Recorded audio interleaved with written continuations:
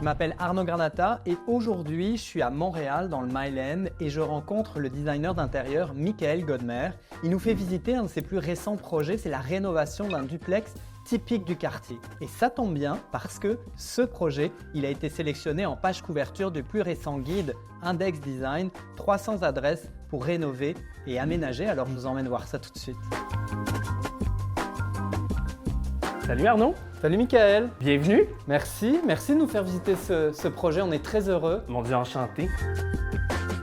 On est où exactement? On est à la résidence Esplanade, projet en plein cœur du Myland, où est-ce qu'on a travaillé justement en différentes phases. Et là, on visite la rénovation globale finalement, la phase 2, où est-ce qu'on a tout retravaillé le rez-de-chaussée. Puis là, donc on est dans l'entrée. Oui, on est dans l'entrée justement, où est-ce qu'on a revu l'entrée principale plus au centre, pour justement, comme avec ce nouveau noyau-là qui devient comme l'espace de service, où est-ce qu'on pivote alentour et tous les espaces de vie s'articulent. Puis l'ébénisterie, donc ici on a quand même une ébénisterie particulière qui revient dans tout le projet. Est-ce que tu veux nous en parler? Bien, justement, en parlant de la phase 1 du projet, où est-ce qu'on a retravaillé les pièces à l'étage, c'est important pour nous d'avoir comme une continuité finalement à ce projet-là. Donc, il y a de l'ébénisterie à l'étage également, de retravailler le chêne blanc un peu désaturé, les textures à la chaux, la pierre, et également les poignées arrondies. Donc, on a vraiment comme continué ce geste-là au rez-de-chaussée pour le décliner finalement autant au mobilier intégré qu'à la cuisine. On va voir le reste? Ben oui, suis-moi. Il y a quoi derrière cette porte? Est-ce qu'on peut ouvrir? Mais oui, c'est le mudroom à manteau de la cliente. Ah! Et qui est là? C'est Sarah. Oui, bonjour Sarah. Qu'on a découvert, en fait, qui a fait un papier peint sur mesure et également des fleurs qu'on va voir dans la salle à manger. Ouais. Donc, grand coup de cœur. On a très hâte de finaliser tout ça. Ça va être la touche finale pour le garde-robe à manteau. Donc, un papier peint créé sur mesure spécialement pour ce projet. Exactement. On avait envie de quelque chose de vraiment comme sélectionné, pouvoir. La cliente aime beaucoup l'herboristerie. Donc, on a tout choisi pièce sur pièce. Puis ça vient vraiment rehausser l'ébénisterie qui est quand même sobre, en ton sur ton, et qui rappelle également quelques détails des penderies à l'étage. Très intéressant. Alors, on va laisser Sarah terminer ça. Merci.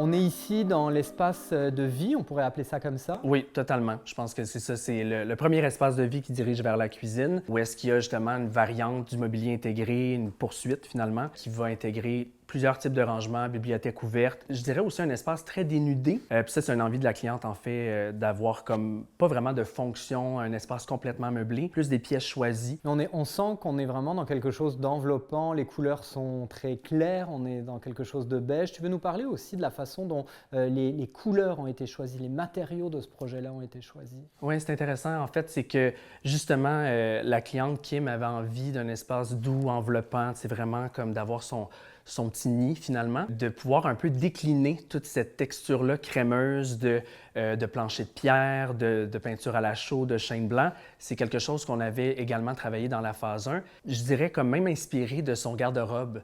Elle est toujours habillée de cette palette-là. Donc, on s'est dit, bien, poursuivons un peu cet effet-là.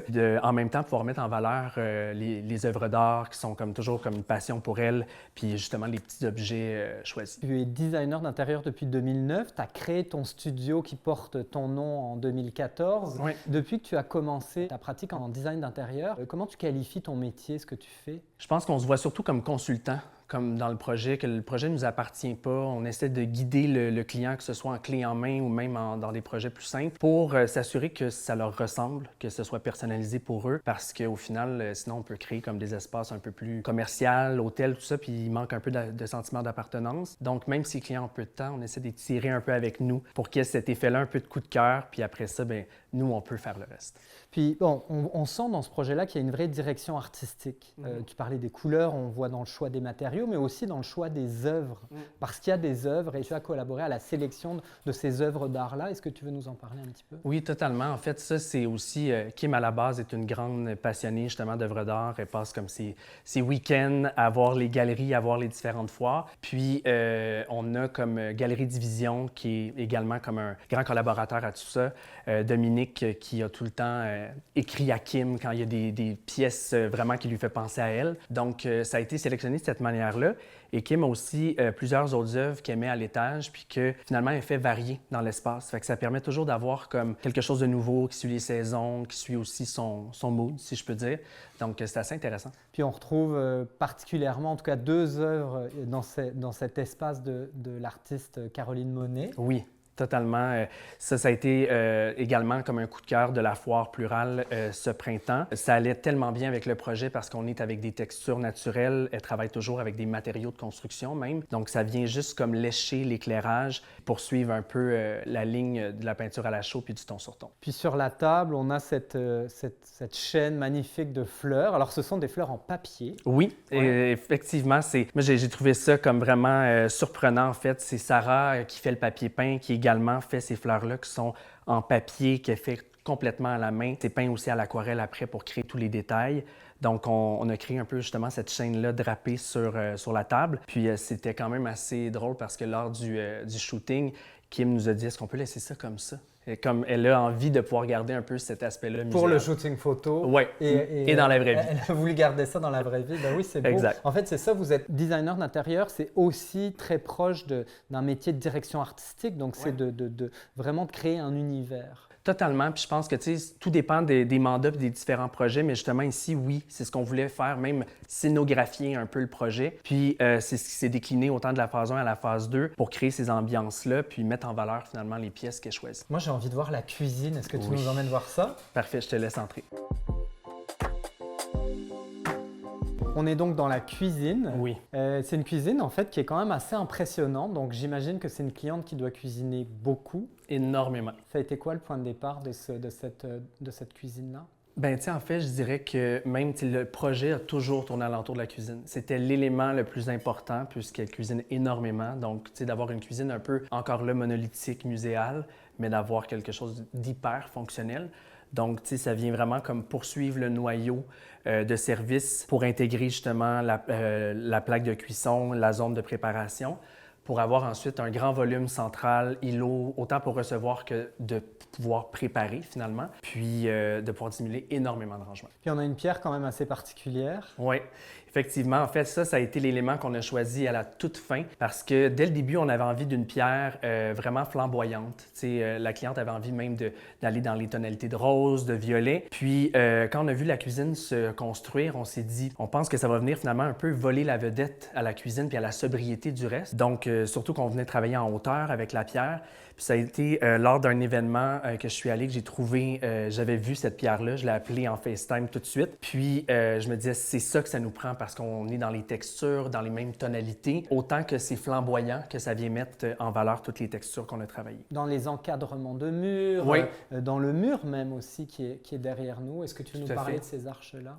Définitivement. En fait, ces arches-là aussi ont commencé à l'étage, encore une fois. On avait l'espace à la base avait été complètement dénudé lors des premières rénovations pour la conversion du duplex. Puis, on devait comme raconter une nouvelle histoire au lieu. Toujours dans l'idée de douceur, d'enveloppement, bien, on avait envie de venir assouplir un peu cette grande boîte-là. Donc, l'idée des portes à la base. Puis, au final, bien, de venir comme décliner ça ici pour, oui, le tunnel, effectivement, qui vient comme diriger à la salle d'eau, à l'escalier. Puis, qui est aussi comme avec, encore une fois, cette texture-là de peinture à la chaux, donc ça vient adoucir encore plus. Les poignées, bien, qui finalement viennent reprendre le détail aussi des portes à l'entrée, puis pouvoir comme pousser finalement ce geste-là. Les courbes, bien, je pense que, tu sais, autant que ça vient comme formellement envelopper puis assouplir l'espace, créer un peu cette flouter, j'ai envie de dire, les limites, mais en même temps qui venait d'une contrainte parce qu'on devait intégrer de nouvelles colonnes de structure pour l'agrandissement futur. Au final, bien, on s'est dit pourquoi pas profiter de cette contrainte-là pour en faire un élément intéressant. La salle d'eau qu'on retrouve dans le couloir et aussi vraiment, on est dans un univers. Oui, ça, je dirais que ça a été comme la pièce où est-ce qu'on avait envie d'avoir le plus de fun possible. Ouais. La salle d'eau, c'est toujours aussi pour nous comme l'opportunité de créer une petite pièce qui vient comme contraster avec l'ensemble de l'espace parce qu'on ne s'y prépare pas.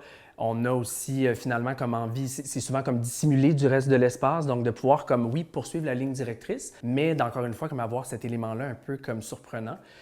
Donc, c'est une poursuite de la peinture à la chaux, mais en déclinaison d'un aubergine qui vient supporter la vanité en onyx rose. Ça aussi, ça avait été une pierre qu'on avait vue, Kim et moi, dans un événement. Puis on s'était dit, il faut faire quelque chose avec ça.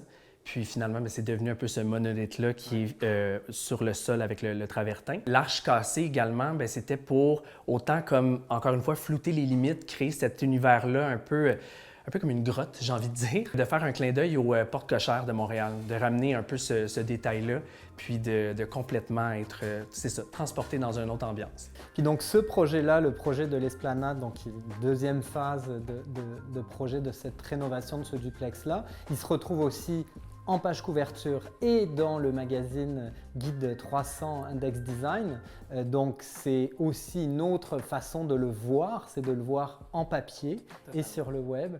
Donc merci Michael de nous avoir fait visiter cet espace extraordinaire aujourd'hui. Merci pour l'opportunité, super gentil.